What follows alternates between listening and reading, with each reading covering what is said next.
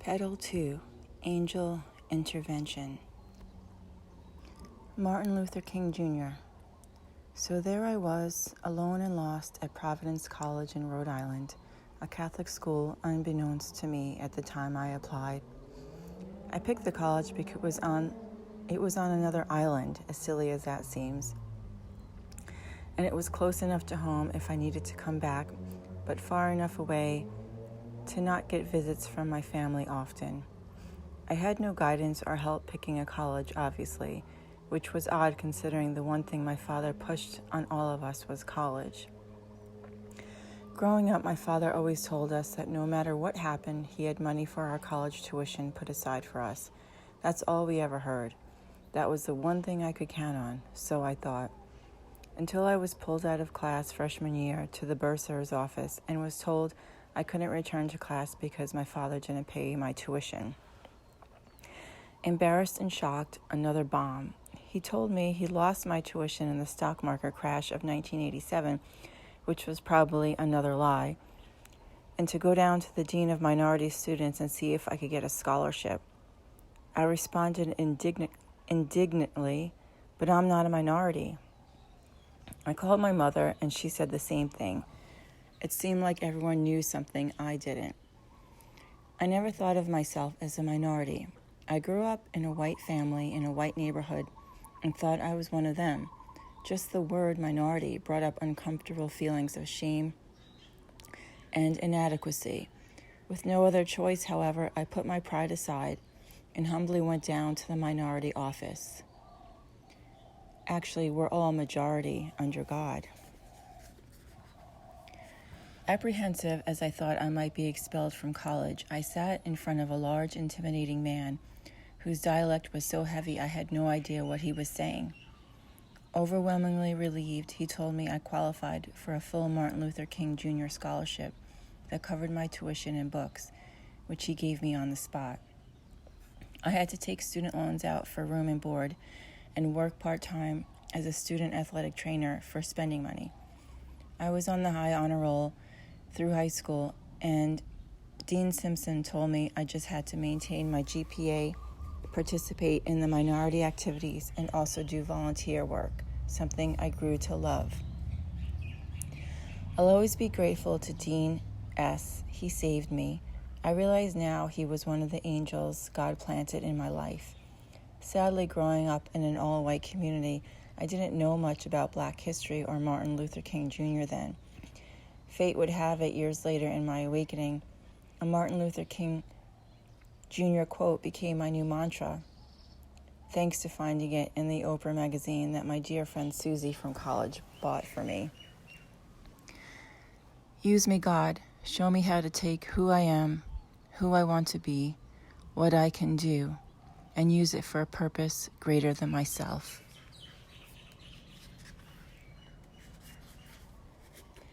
MTV. This was my introduction to a whole other world, the world of minorities.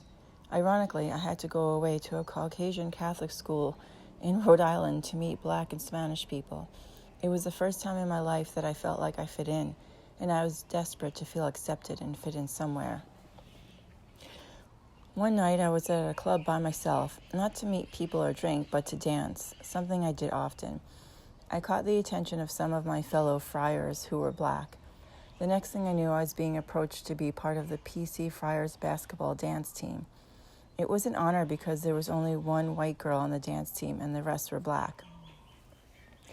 With that boost of self-confidence in my dancing skills, one day when my girlfriend asked me to audition with her for MTV, I agreed. They were in Providence looking for people to be on their show for their famous spring break episode. The first part was the dance audition, which I passed. The second part was an obstacle course on stage, doing silly and embarrassing things like barking like a dog after we took a shot of alcohol without any hands. All of these things in front of a big crowd, of course. I made it through that as well. The last part of the audition was to go on stage and do something for 1 minute to entertain the crowd. They gave us no time to prepare either. I panicked, but suddenly thought of the sign language class I was taking. For the final project, I signed to the song I Need You Tonight by In Excess. My teacher loved it and gave me an A, so I decided to do that, in addition to a little dancing. I told the crowd my dream was to be a singer, and I had a special song I wanted to sing for them. Instead of singing, I signed it.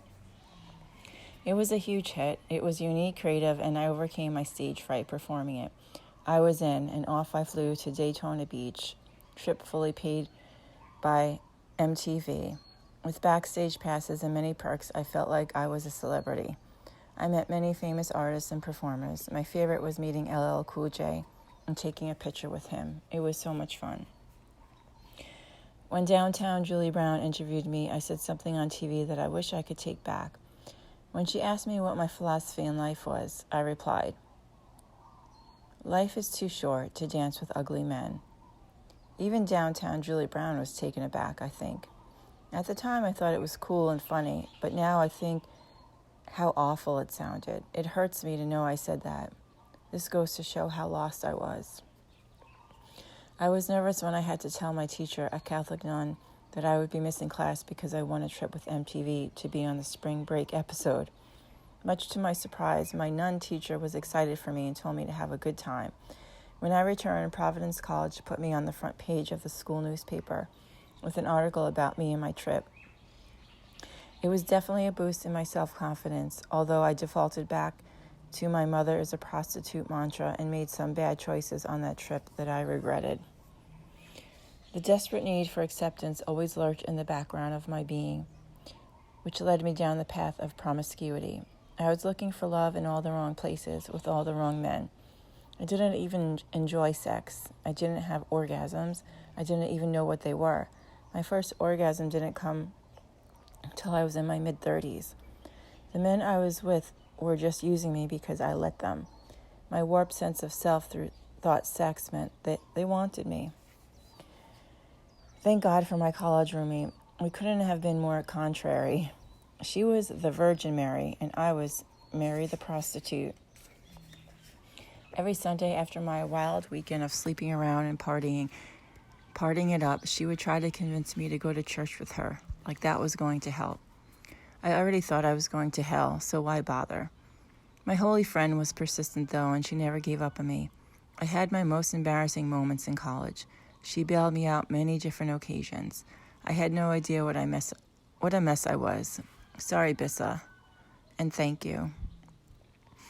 I did attend church with her a few times, but what left a lasting impression on me was volunteering. One day she convinced me to go to the pool with her to help disabled people exercise. It was one of the most gratifying experiences I had of my life. I didn't realize at that time that a seed was planted for me to serve the world in a greater way. God's voice.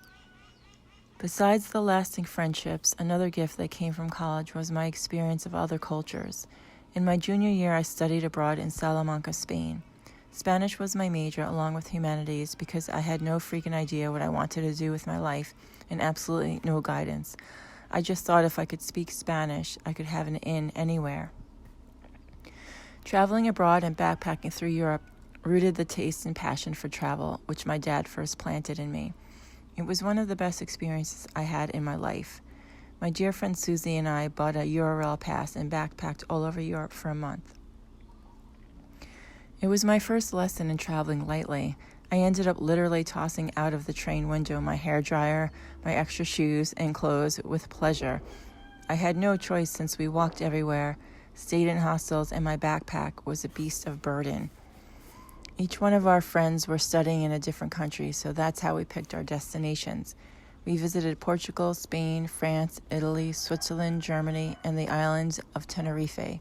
We also visited my cousin/stepbrother and Susie's boyfriend, who were coincidentally stationed in the army together in Vicenza, Italy. Even though I studied Spanish for 4 years in high school and 4 years in college, it wasn't until I lived in Spain with a Spanish family and had a Spanish boyfriend who didn't speak English that I became fluent. This was one of the sweetest and most rewarding experiences of my life. My Spanish family and I became very close. I couldn't believe it when it was time for me to go back to the States and they asked me to stay and live with them. I must have exuded an orphan of the world, adopt me vibe. I was touched and honored. I grew to love them so much as well.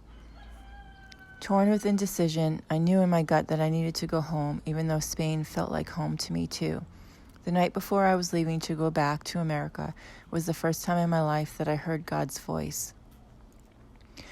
I had just said goodbye to my boyfriend, ran home crying hysterically, was lying in my small bed in my small room in the pitch dark, crying my eyes out, when suddenly I heard a deep, commanding voice.